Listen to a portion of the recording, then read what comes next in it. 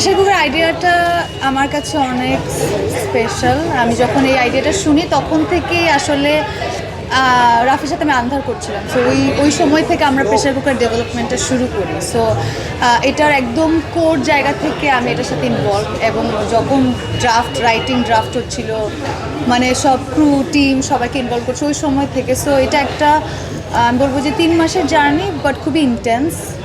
এবং রাফি আমাকে as a director হিসেবে আমাকে সর্বোচ্চ স্বাধীনতা দিয়েছে পারফর্ম করার।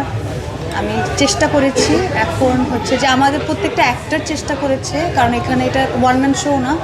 আইডিয়াটা হচ্ছে সিনেমাটার সবচেয়ে বেশি পাওয়ার, এবং ইটস এ হাইপারলিঙ্ক স্টোরি। এখানে 4টা প্যারালাল গল্প আমরা দেখি, এবং এই সিটি লাইফটাকে দেখি, এবং এখানে ফিমেলরা ডমিনেট করলেও এখানে অনেক ইম্পর্টেন্ট অ্যাক্টররা পারফর্ম করেছে অনেক ব্রিলিয়ান্ট রোলে। সো এটা একটা অ্যাক্টার্স মিডিয়াম আমি বলবো, যেখানে অ্যাক্টরদের প্লে করার সিনেমা বা জায়গা ছিল।